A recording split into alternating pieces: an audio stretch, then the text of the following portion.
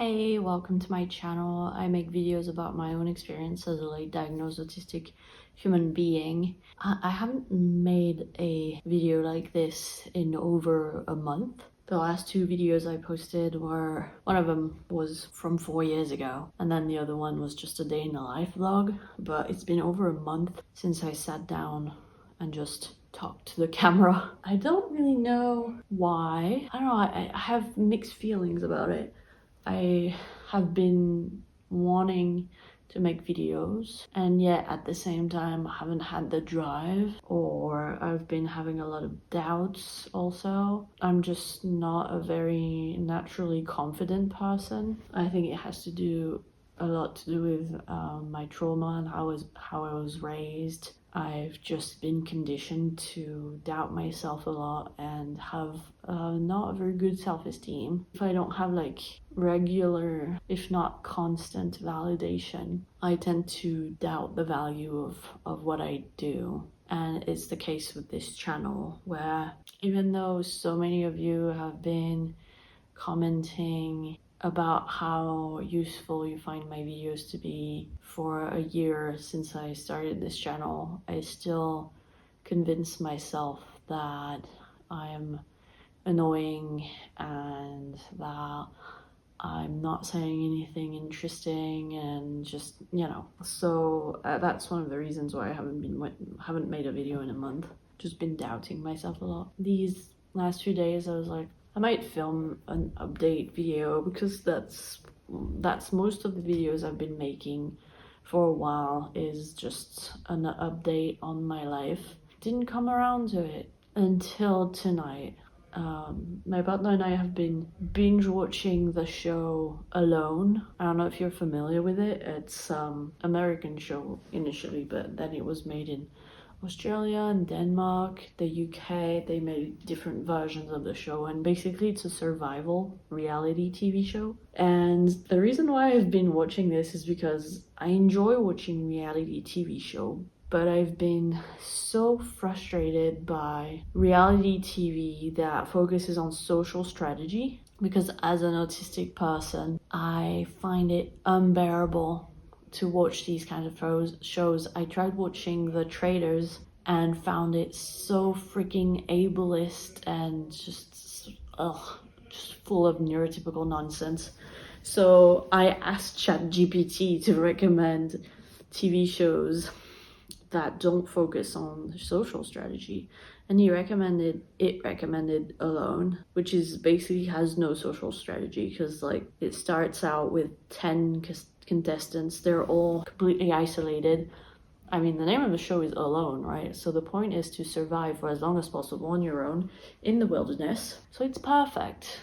It's perfect for little autistic me. And so I've been binge watching that show since yesterday, and it's been great. We're on to season 2 right now, and it's 9 p.m. right now. I usually don't film a video that late, but my partner had a job interview, and he was like, I'll be gone for about half an hour. And I was like, you know what? Instead of watching random YouTube videos, let me just set up the camera and start filming, and I can continue filming tomorrow if I feel like I haven't said everything. Yeah, I guess I kind of wanted to give an update on how I've been doing. I don't really know where I am in my burnout recovery. Until about a week ago, I felt pretty confident that I was definitely like coming out of burnout, like almost back to my normal, my new baseline, if you will. And then I had a bit of a relapse, or that's what I've been calling it anyway, a relapse in energy levels. And I think it's because I overdid it. The thing is, because this burnout started right after I got my diagnosis, I haven't really had time to figure out what life looks like for me now that I know I'm autistic without burnout. So I don't know like what my new baseline is, because I know that I'm definitely never going back to the way my life was before my diagnosis, because I was trying to live my life as a neurotypical, which wasn't good for me, and also because that's what led me to burnout in the first place. But so I'm at a point where when I regain enough energy to function somewhat normally on a daily basis, I find myself wondering whether I've reached my new baseline and like that's like my new normal as an autistic person, or if I'm still recovering and I haven't reached my new baseline yet. So this is only something I can figure out over time with trial and error. I guess the way I've been feeling these past few days helped me realize that I'm not done recovering, because I overdid it a little bit, which is the risk when you start regaining energy, is to do too much. And so I've been really trying to be on top of, cooking healthy meals and keeping the house clean.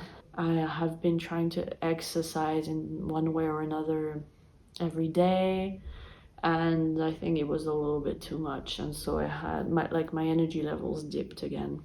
And I'm talking about physical energy. In terms of the other kinds of energy, mental energy and stuff, I don't really know where I'm at. I mean, I definitely feel a lot more like my nervous system is a lot more regulated than in January, or even like at the end of 2024. So that's good. But I still have very limited resources when it comes to mental energy. Like I said, it's one of the reasons why I've been struggling to film videos this past month, is because it felt tiring to just talk, honestly.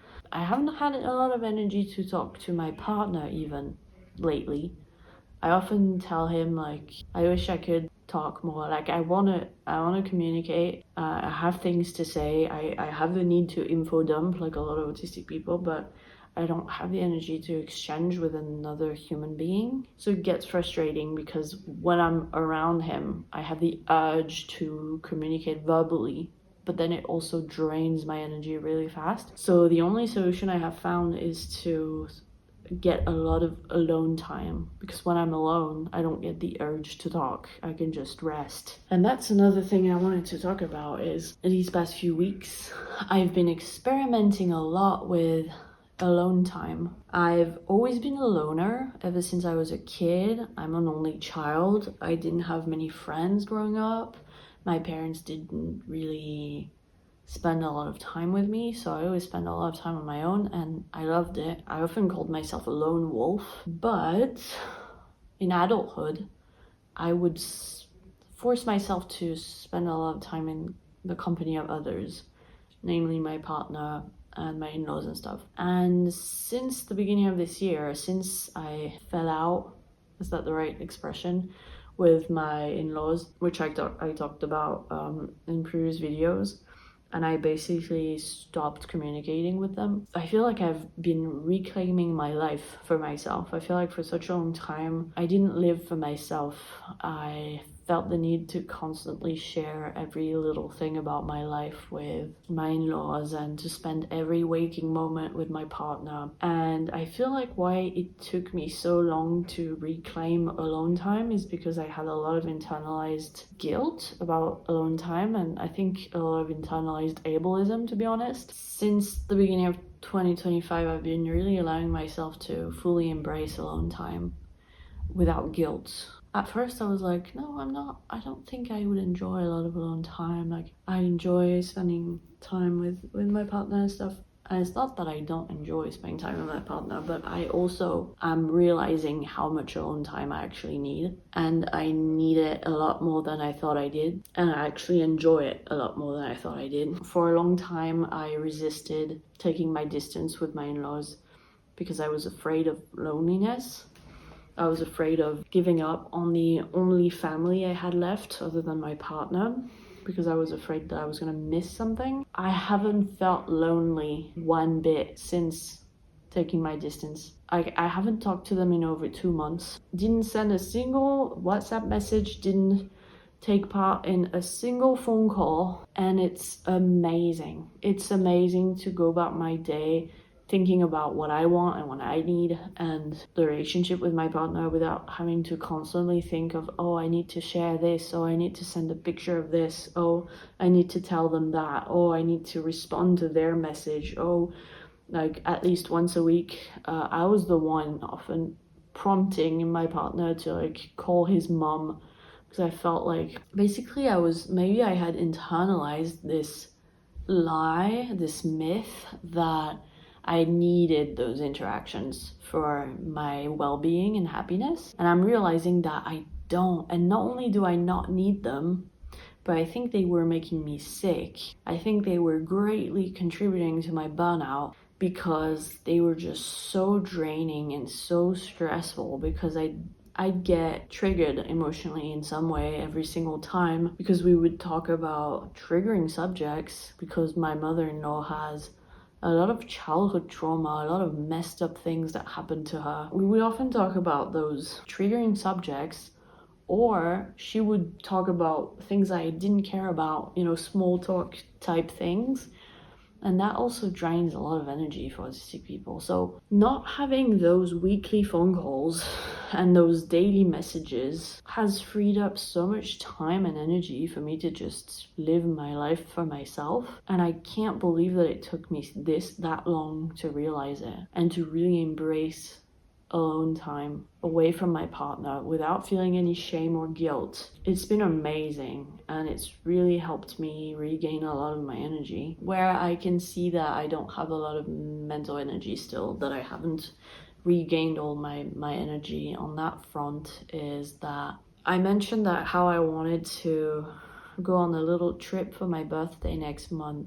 The executive function required to make that trip happen, like make decisions, look for accommodations, figure out the cat sitting situation, make bookings, like just has felt completely overwhelming, and I haven't been able to get around to it. And even when I sat down to do it, I felt completely overwhelmed. Like I am unable to make decisions about where to go, which accommodation to choose. And as I mentioned in the short that I filmed yesterday, the mere idea of ending up in an Airbnb where we have to interact with the host every day or something like that, just the thought of having to do small talk with a stranger and stuff, I don't feel capable of doing that. Well, I made a post the other day about going into town to print out and send some documents and then go to a pharmacy and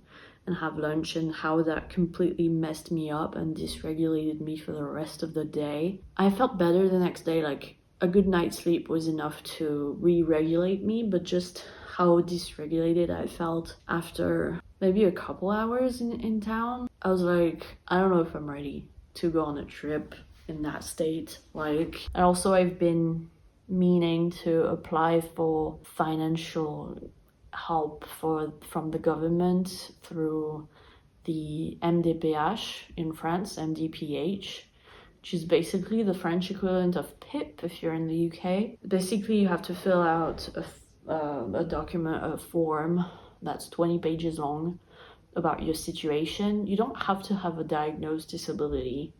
It's just for anyone who needs any kind of help, be that human help, material help, financial help.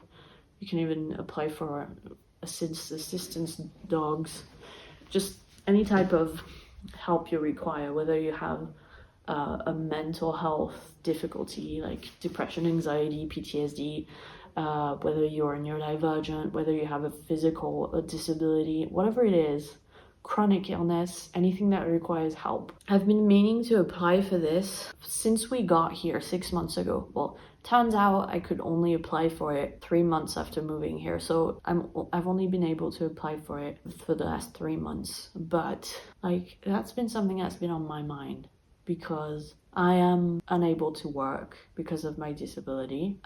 That's something that's been pretty clear to me for a long time, even before I got my diagnosis. The only difference is that before my diagnosis, I felt incredibly guilty about it and like a failure. And now I have my diagnosis, I'm like, oh no, it makes sense that I can't work. And like, I shouldn't feel guilty about that. It's been pretty obvious to me for a long time that I can't work in a traditional sense, being an employee, having a 9 to 5, that kind of thing. I would need to have, if I were to work, I would need like a lot of accommodations. When I mean a lot of accommodations. I could not work outside of my home. I could not have any type of demand And when I say all this is because I've tried doing these things. I ended up melting down, burning out, feeling completely depressed, having an existential crisis when I tried doing these things. The longest I lasted in a job, like in a paid job where I was hired by someone, I was still working as a freelancer, technically.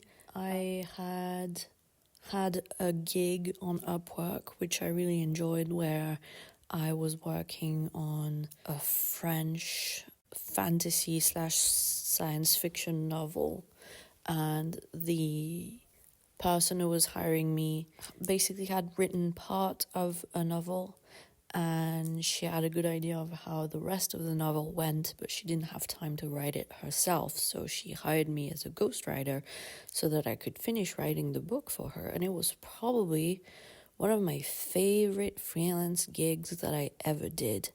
And this person was also working as a writer for a French company that made mobile game interactive stories, if you will. And she told me about her job, and at the time I was, looking for more work. So I told her, could you recommend me to your, this job that you're doing? Could you give me their contact details and everything? And so she told them about me. She told them that I had done a good job with her project and stuff, and they were happy to hire me right away without even interviewing me or really looking at my CV, so I was over the moon about it. And then I was working as a writer of, interactive stories. I lasted a couple months there. How can I explain it? I had no fucking idea how this other person was managing. And not only was she working for them, she was also working for other companies doing a similar thing, because guess what? The pay was so bad you couldn't possibly make a living off of just working for that company. So she was working for other companies as well. And I still, to this day, don't understand how she was able to handle all of that workload. And so the only explanation is that she was neurotypical. Or if she wasn't, then she probably ended up in a burnout by now, because I was only doing work for that company. It sucked all the energy out of me. It was the only thing I could focus on. I could not do anything else. And it wasn't a full-time job. The fact that I can't help being perfectionistic as an autistic person, the fact that I probably work slower than a neurotypical in some aspects, the fact that there were so many demands placed on me, the fact that I would, put all my heart into writing a story, and then I would be told that it wasn't gonna work for the company, and so they had to scratch what I had been spending all my time doing for the last 3 weeks and just start over. It wasn't possible for me. And every time I had some type of work like that, it just wasn't sustainable for me, because I could not for the life of me have a life outside of that work. Even though it wasn't a full-time job, it was just a freelance job.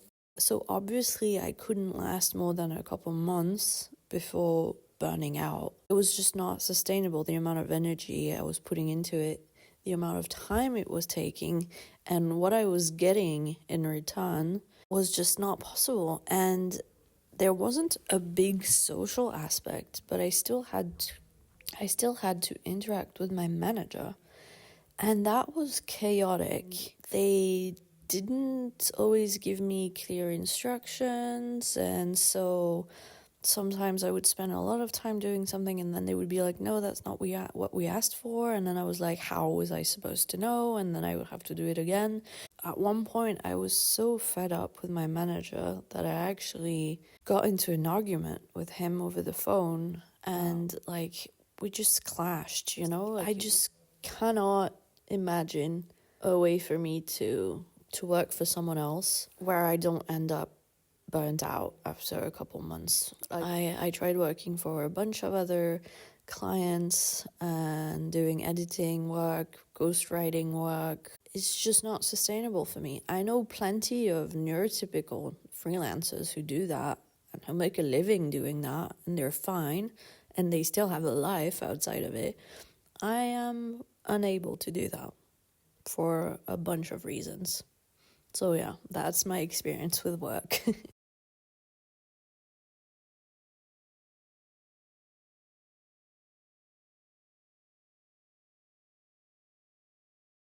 So it's not just that it's oh, I don't really like it, or it's not very convenient. It's like, no, I am genuinely disabled. I cannot do this. Any type of job that requires substantial amounts of socializing demands things that don't align with my interests or special interests or stuff like that. Jobs that have long working hours. Like, if I were to work for someone, it would need to be something that aligns with my special interest, that doesn't require socializing, that I can do from home, and that's like part-time. You know what I mean? There aren't many options. And then I would need to be able to go through the hiring process and actually get hired and go through the job interview and be successful. That's not very realistic. Or I would need to be my own boss and be independent and a freelancer, or have my own business somehow, which is the plan for me for as long as I can remember. I've always thought this is the right path for me, being independent, being my own boss. I think it's the case for a lot of autistic people. I think we just don't see ourselves working in an office, working for someone else. I know a lot of autistic people have to do that, even though it doesn't work for them. But I know that for me, I don't even see it happening, because I have tried to apply to things like that, jobs like that, and I just didn't make it past the interview process. So, because I have the wrong facial expressions, or I don't give the right answers to the interview, or my anxiety levels are so high that they can see that I'm not handling stress well. If they're not aware of my disability, then they see my disability traits as negative parts of myself, or as flaws in my personality, instead of seeing them as part of my disability. I had this interview that really messed me up, where I went to the city centre of London, back when I lived in London, to apply for a job to work in a geek merchandising company, which sounded exciting because, like, I'm a geek, you know? I'm all for, like, geek merchandise. And I did the interview. I thought it went okay. I was incredibly nervous, obviously, but I answered all the questions. I had two people across the table talking to me. Then a few days later, I got a phone call from one of the two who interviewed me, and she was like, so we decided to go with someone else, and I think I must have asked, like, can you tell me why? And she was like, well, to be honest, first of all, you seemed to not handle stress very well, and frankly, you didn't look like you wanted the job. And I was so pissed off. I was like, no, that's not it. Like, I'm sorry you got this idea, but that's not how I was feeling. And she was like, well, I don't know, she said something very ableist, like, you need to figure that out or whatever. But I got such a feeling of failure that day, and like I wasn't gonna ever make anything work, you know? And now I know it's because my body language, my facial expressions aren't neurotypical. They aren't conventional. They read the wrong thing, misinterpreted my facial expressions, misinterpreted the way I handled stress as negative things, even though with just a few accommodations, it could have been possible. Anyway, so what I'm trying to say is, I know I can't work in a traditional setting, and so I need help. I need to get some type of financial aid, you know, every month, just so that I'm not completely relying on my partner, especially since he's been out of a job for a while. I need to be independent financially if anything happens. I need to make my own money, and at the moment I can't, because of all the things I just mentioned, but also the fact that I've been in burnout for about a year.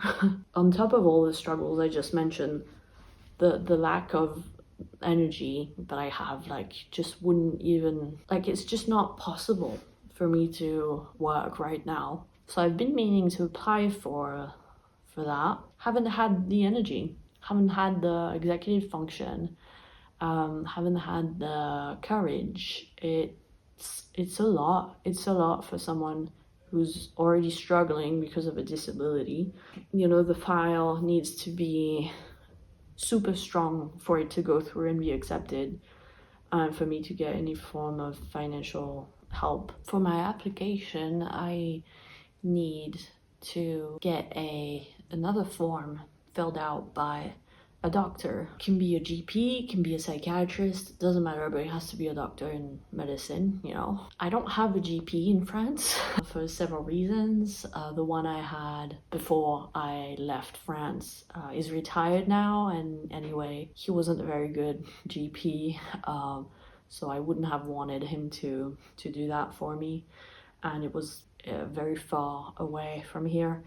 And where I am here now, I've only been here for 6 months, and there's a désert médical, as we say in French, which basically translates to a medical desert. Maybe there's another phrase for it in English, but basically in a lot of rural French regions, or outside of like major cities like Paris, there's a lack of doctors, basically of GPs. Even without talking about that, like, there's just a lack of doctors who specialize in or are educated about autism and neurodivergence in France.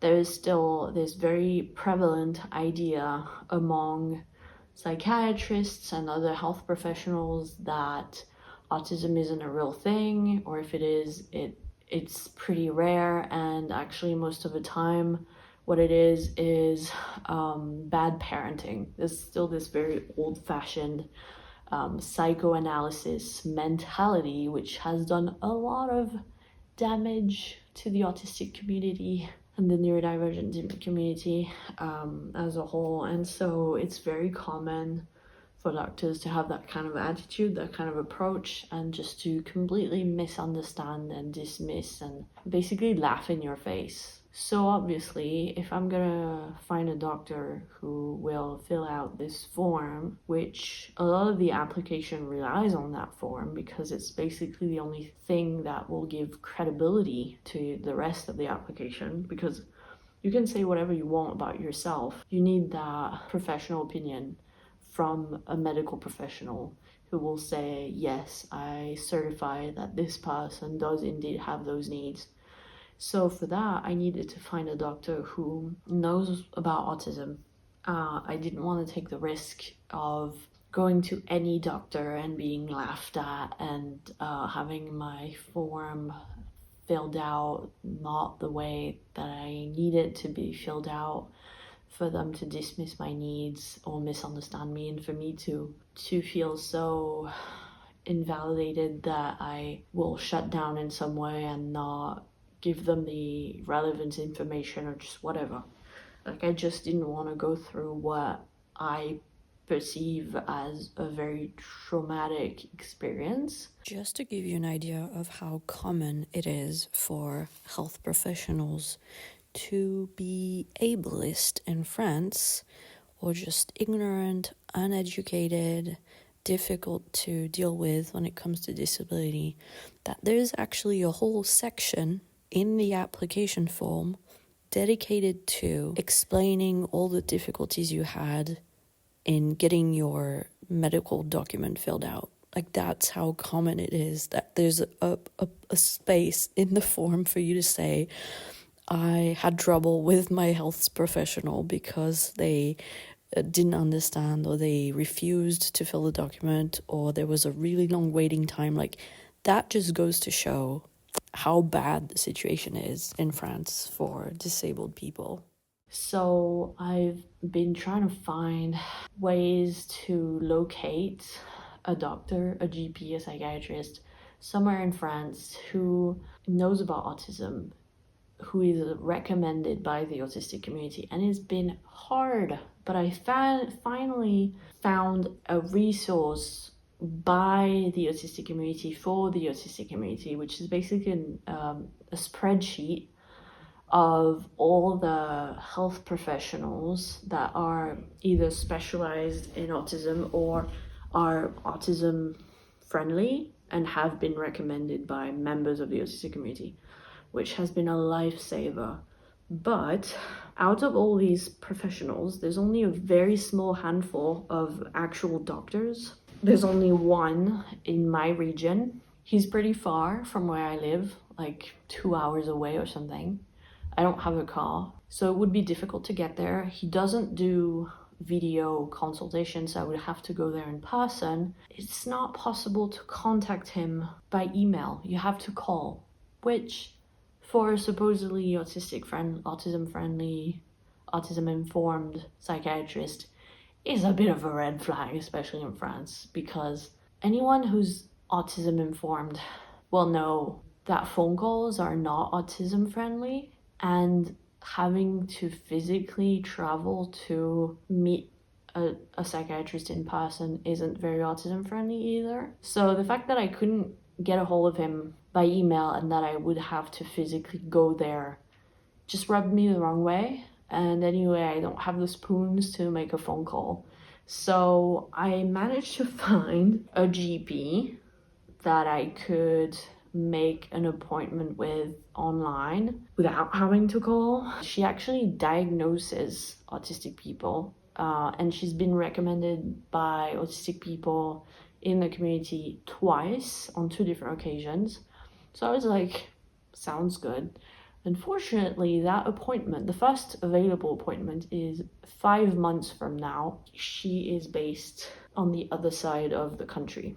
So I booked a video consultation, but I'm not sure. I'm having second thoughts now. I don't know if a video consultation is the best thing for this specific purpose. There's basically on the app Dr. Libre, which is the famous French app that allows you to make appointments with any health professional in the country online. You have the option, once you've made your appointment, to select an option where you basically receive an alert on your phone anytime someone cancels an appointment earlier than yours.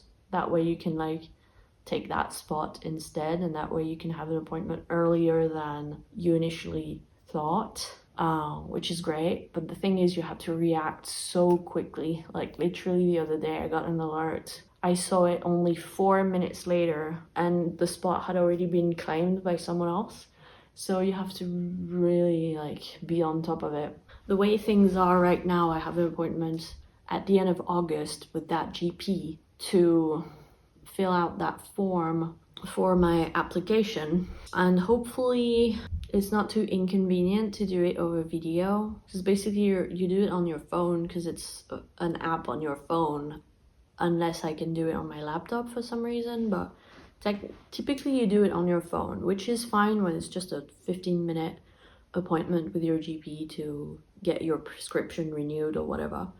But it's a different story when you have to fill out such an important document. So I don't know. Basically on the app you have the option to send documents and messages to the doctor you're gonna see. And so I sent her my diagnosis report translated into French by ChatGPT, even though technically I'm a translator, but I didn't feel like translating a 7-page long document when ChatGPT can do it much better than me in a few seconds.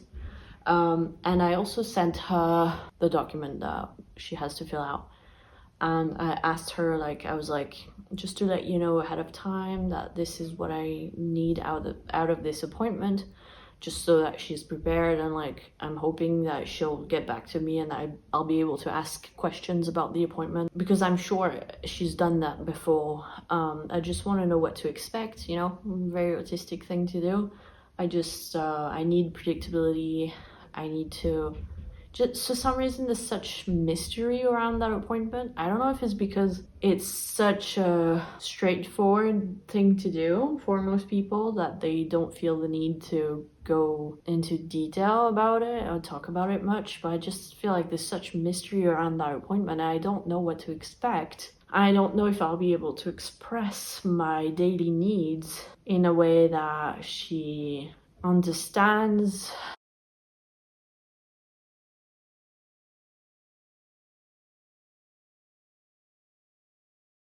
So of course I'm going to prepare myself ahead of time for the appointment, but it's just very stressful.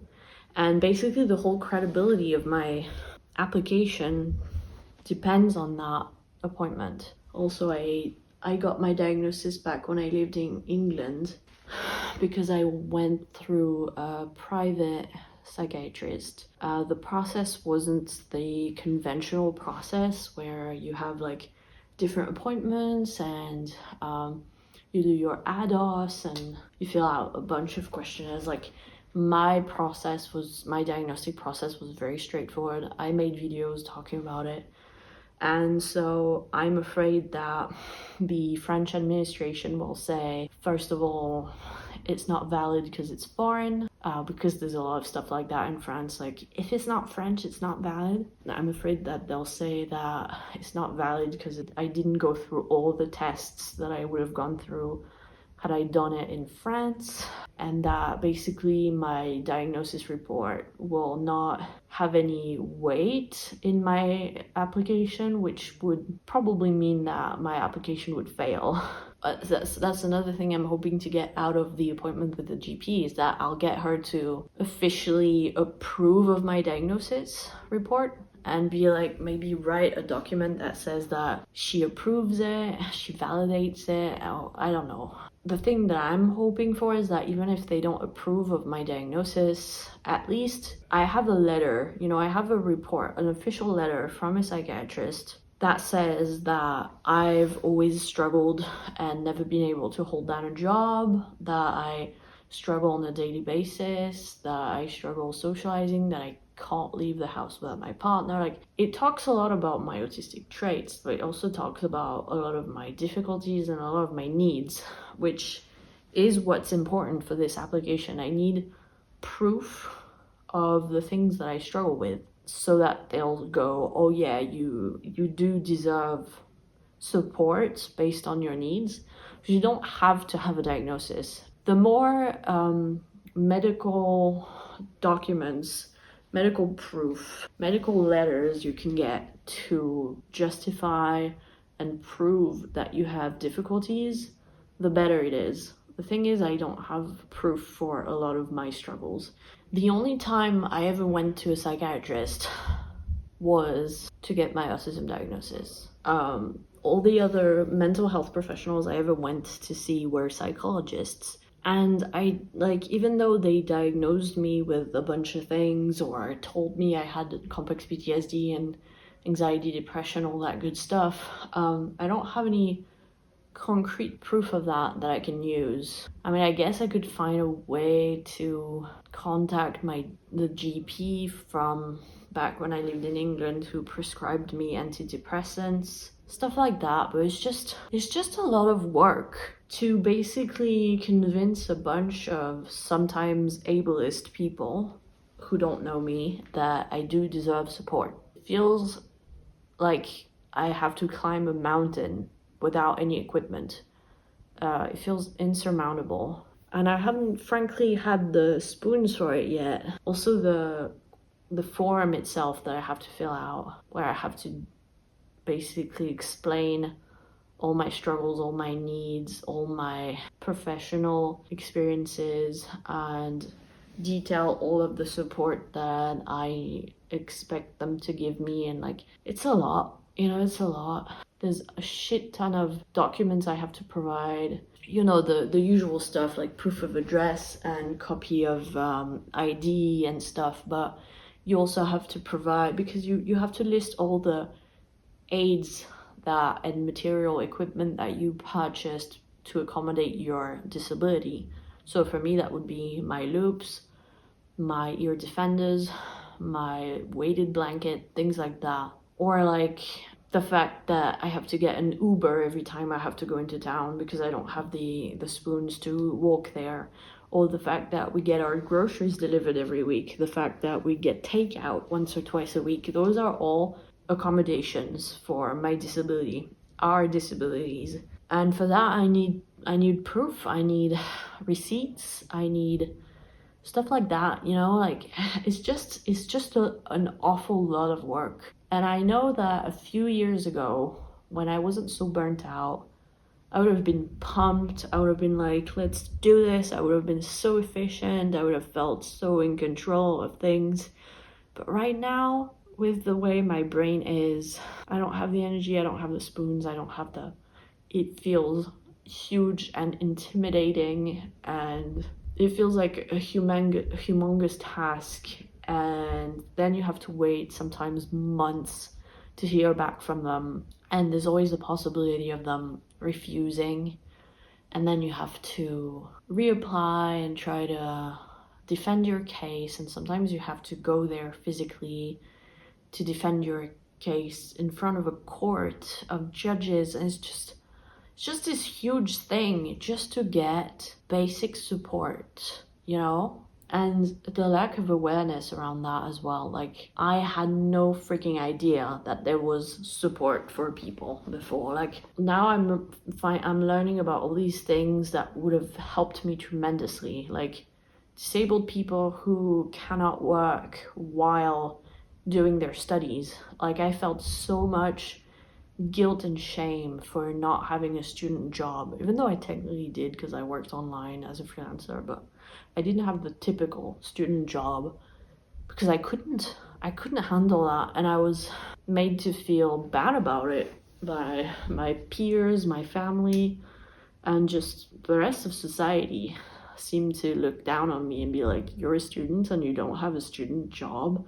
And now I'm finding out about all these things that you can apply for as a disabled person if you cannot study and work at the same time. I'm like, I had no idea that those things even existed back then, and they would have helped me so much. It's just a whole thing, and it's been too much for me to handle, to be honest, even though I would hugely benefit from receiving some money every month and potentially being able to apply for an assistance dog, getting a priority card, like a disability card.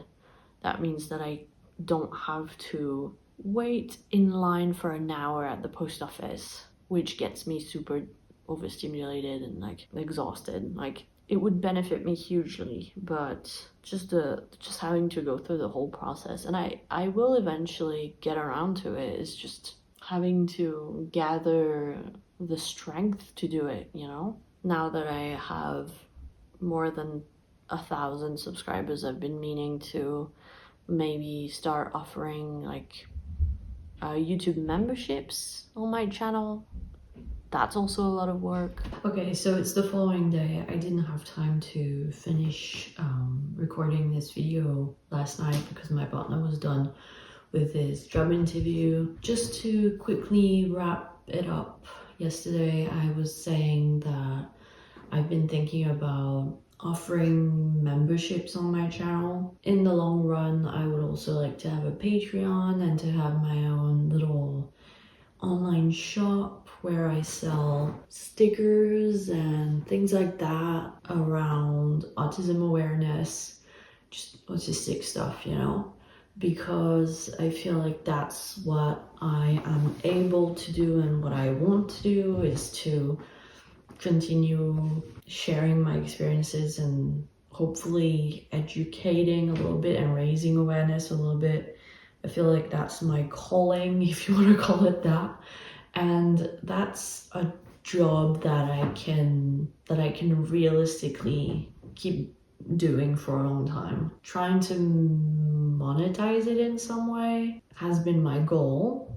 You know, having YouTube memberships and having a Patreon and having an online shop and stuff would be a way for me to maybe not make a living, but at least make some money doing something that I love, and it's something I can actually do, that I have the capacity to do, unlike the traditional jobs that I mentioned earlier. But that also requires a lot of spoons to put that into place, and I haven't had the spoons for that. So it's been a very slow process. The one thing that I have already implemented, well, it's not implemented is a big word. You basically click for the option to be activated on your channel, but basically you can buy super thanks, I think they're called. It's kind of like Ko-fi, but directly on YouTube. You don't have to leave YouTube. You can just send me a tip, basically the amount that you want. If you find my videos helpful and you want to support me, no pressure, absolutely no pressure. It's just a new option that is available now that wasn't there before. So that's already in place, and hopefully in the next few months I can work to get those YouTube memberships going, and when that happens I'll definitely make a video about it. And then in the long run, Patreon and a shop where I'd love to design my own autism merch. Maybe merch is not the right word, like products, you know, like stickers and stuff like that. That would be awesome. But yeah, just haven't had the energy to do most of that stuff, because my energy has been going into surviving. Right now I'm trying to make it so that the house isn't in a perpetual state of dirtiness and messiness, and trying to wash my hair a little more often than twice a month. That's when I get to that point, that would be a huge accomplishment. That's already a big task for me in my life, so like working on anything bigger than this is, it's a lot. It will get done eventually, just like my application for government support is just it won't get done very soon, and it won't get done very quickly, you know, like it will take me some time to do these things. For years I would say to myself and to my partner, like, one day I'll be financially independent, one day I'll have a job and everything. I've just realized that it's just not realistic for me. It's not something that I can achieve. It's like those New Year resolutions that you keep having every single year and you never make them work, and every year you're like lying to yourself that you're gonna make it work and it never works, and so at the end of every year you feel like a failure.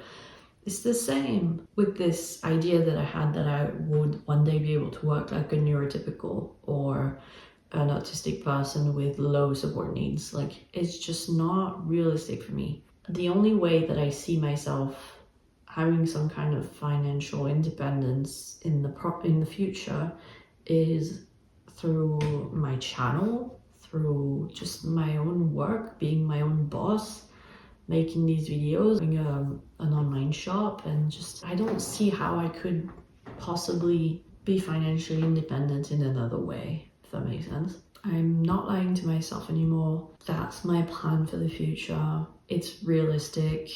It's in line with my autistic needs. It checks all the boxes, basically. I'm my own boss, so I'm not working for anyone else, so I don't have demands, even though sometimes the pressure I put on myself to make content can feel like demands, but I'm trying to avoid that. I can have my own hours. I don't have to have a strict schedule with long working hours. Well, it's got to do with my special interest in autism, and it gives me a sense of purpose, being able to talk about my experience and being able to raise awareness around autism, so that people like me can get diagnosed sooner or recognize themselves in my experience and feel validated. It's just, I don't know how to describe it, but like even when I have doubts about myself, about my channel, and I don't film for several weeks, like recently, and then I finally sit down and film a video,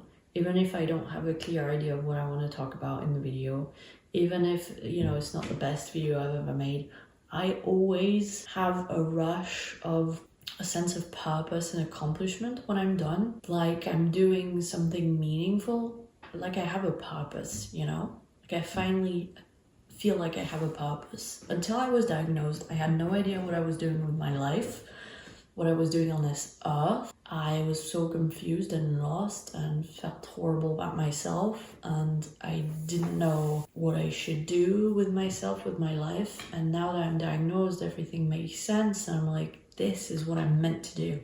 This. Talk about my experience. You know, in the long run, I would also like to write a book, like a memoir about my experience, not only as a like diagnosed autistic person, but also someone who grew up in the family that I grew up in, because my trauma definitely shaped the way that my autism manifests itself, and my autism also influenced the way that my trauma affects me.